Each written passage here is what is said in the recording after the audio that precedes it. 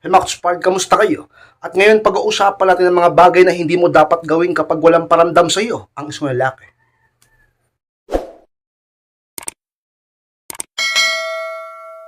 At kung handa na kayo at masarap po tayo, at muli, be inspired.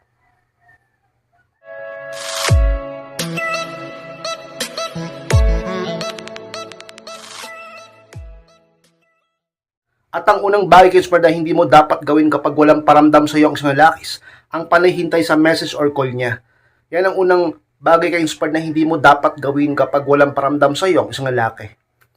Ka-inspired, ba't naman hindi ko gagawin yan? Mahal ko yon at namimiss ko yon. O, naiintindihan kita na hindi mo minsan mapigilan, pero sikapin mo na huwag palagian. Mas maganda kung talagang ang lalaki, binabaliwala ka na at ginaghost ka na at napakatagal ng panahon na walang paramdam sa'yo at no contact sa'yo, bakit mo pa siya hihintayin? Dahan-dahan na rin ka-inspired na mag-focus ka sa sarili mo. Alam mo, isang beses lang tayo mabubuhay sa mundo.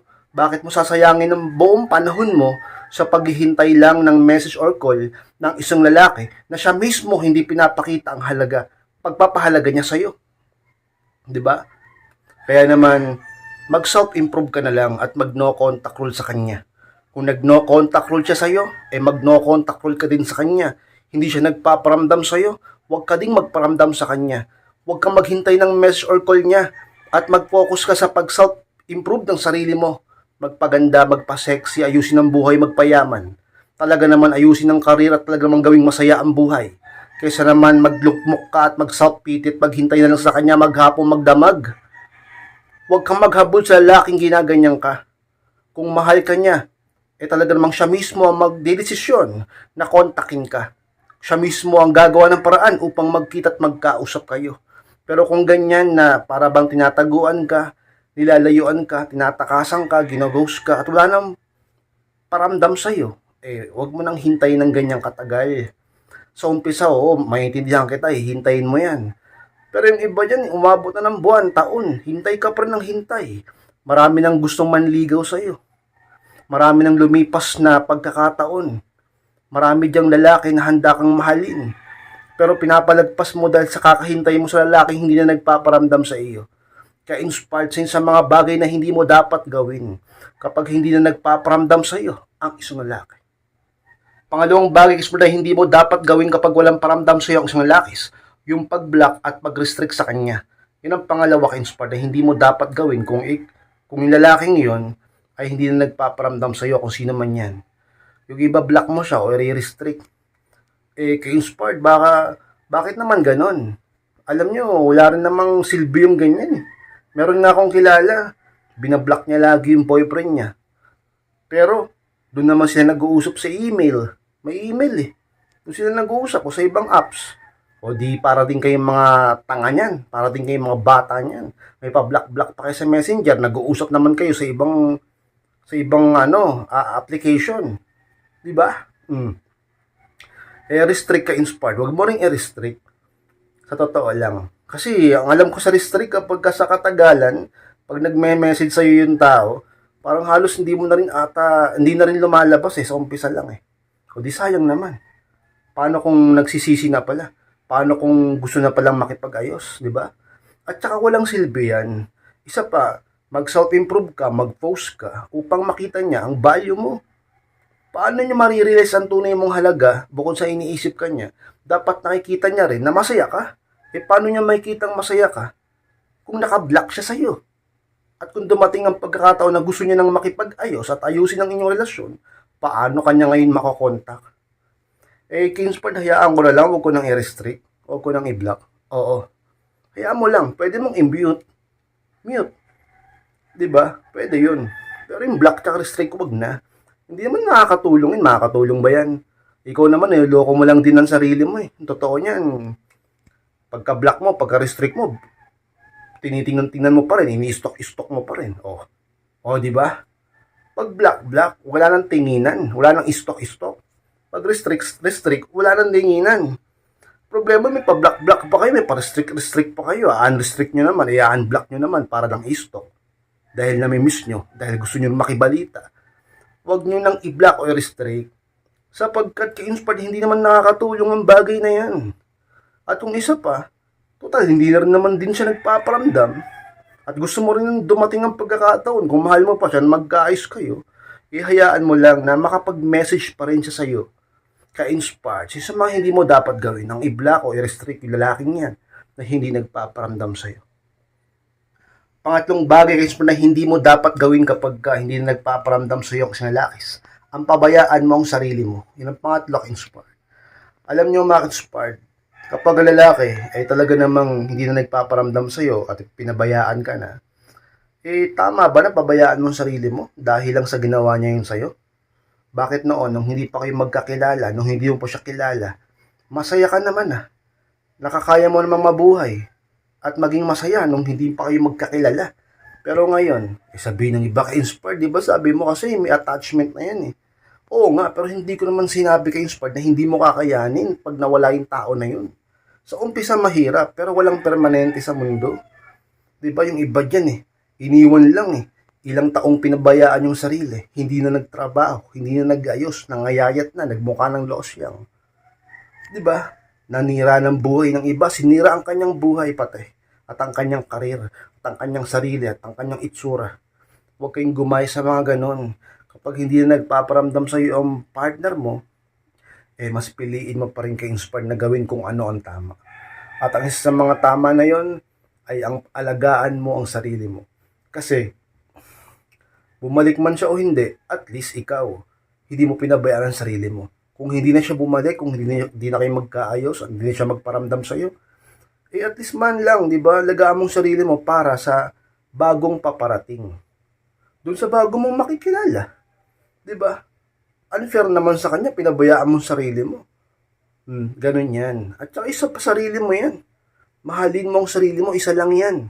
Isa lang ang buhay, isa lang ang katawan. Di ba? At saka magpakatapang ka naman. Oo, masakit, malungkot, pero piliin mo magpakatapang. Pinipili nyo maglungkot-lungkutan Di ba? Huwag ganyan. Piliin mong lumaban sa buhay na ito. Wala naman kayong choice kundi lumaban May choice pa tayo? Di ba ang choice natin ay lumaban?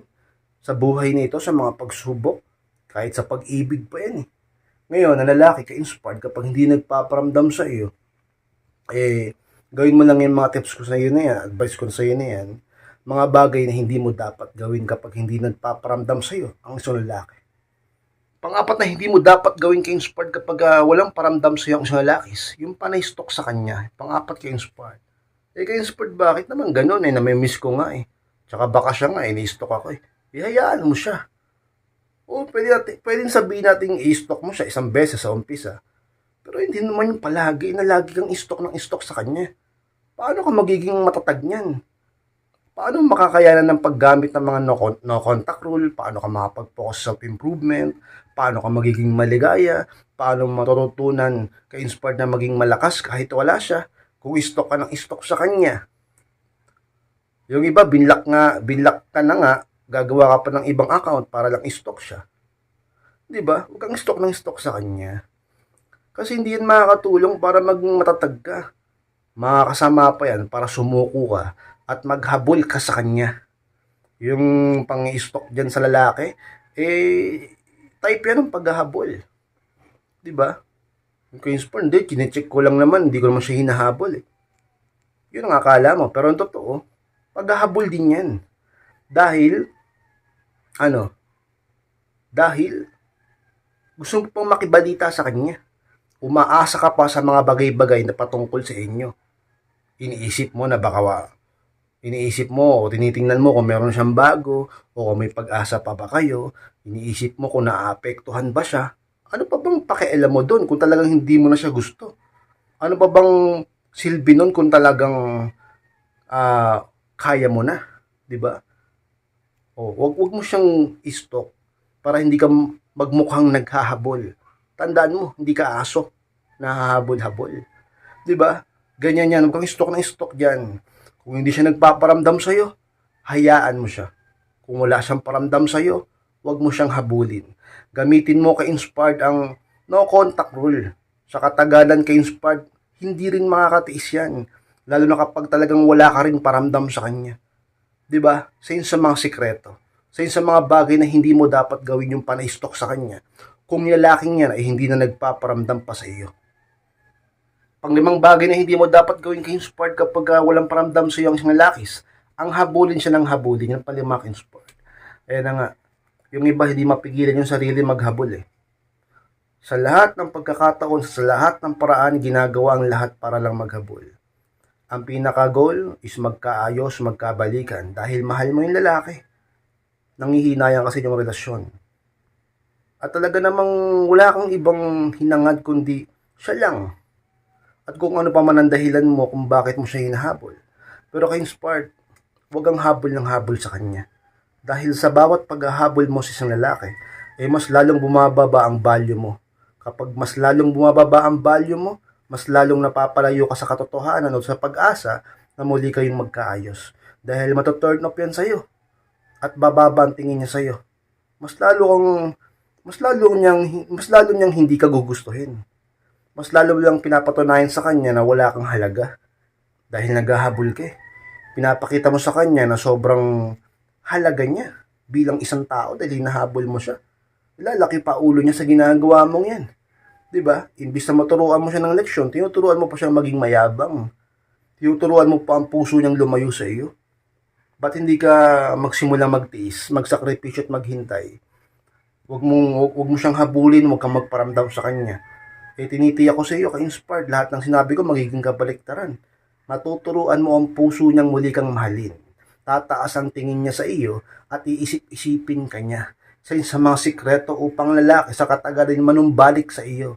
At isa yun sa mga bagay na hindi mo dapat gawin yung habol ng habol sa kanya. Kung sakali ng lalaki ay wala nang paramdam sa iyo.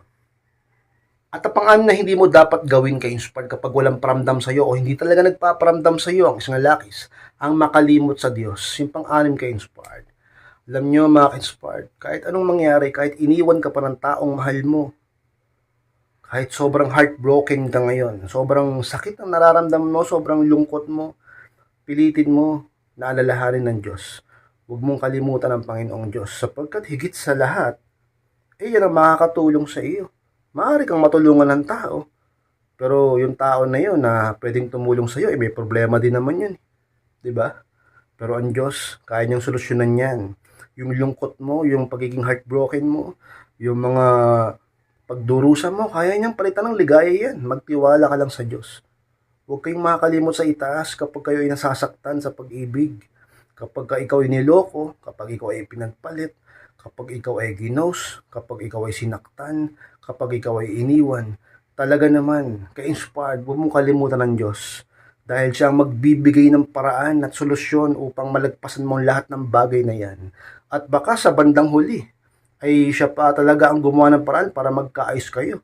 O kung hindi na siya, bibigyan ka niya ng lalaking para sa'yo. Diba? Ganun kabait ang Panginoong Diyos. Bibigyan ka niya ng talagang lalaking magmamahal sa iyo. Sabi nga sa Biblia, 'di ba? Bahay at kayamanan ay minamana sa magulang. Ngunit ang mabait na asawa ay galing sa Panginoon. 'Di ba? Tandaan niyo 'yan. Ang Diyos ang magbibigay sa iyo ng makakasama mo sa panghabang buhay kung uunahin mo rin siya. Kung hindi mo siya kakalimutan ng Panginoon, ka-inspired sa mga sikreto sa buhay na ito at sa mundo ng pag-ibig. Ilapit mo lagi ang lahat sa Diyos at magiging maganda ang iyong kapalaran at buhay at sitwasyon. Isa sa mga bagay na hindi mo dapat gawin ang makalimot sa Panginoon, ka-inspired. Mga ka-inspired, maraming salamat po sa pagtapos ng vlog na ito. Huwag pong kalimutan na mag-like, comment, and pakishare na rin po ng video na ito upang makatulong tayo sa ibang tao at sa mga hindi pa po nakasubscribe, click nyo na po subscribe, mga inspired, click nyo na po notification bell upang ma-notify kayo pag may bago akong i-upload na video. At sa mga gustong humingi ng advice o gustong magpa-coaching, ito po yung profile picture ko sa FB, ito po yung FB account ko. Search nyo lang yan, message nyo ako dyan, ako mismo ang siyang magre-reply sa inyo. Bigyan natin ng solusyon ang problema ninyo sa mga partner nyo. At sa mga gustong i-follow din ako sa TikTok account ko, ayun po. Pakihanap lang yan, ka-inspired, tapos green na check. Follow nyo ako dyan. Mag-upload din tayo dyan. At sasagutin ko yung mga comments sa baba. Gagawin ko ng video at dyan ko i-upload. Maraming salamat, mga inspired. Mag-ingat kayong lahat. Mahal ko po kayo. At muli, be inspired.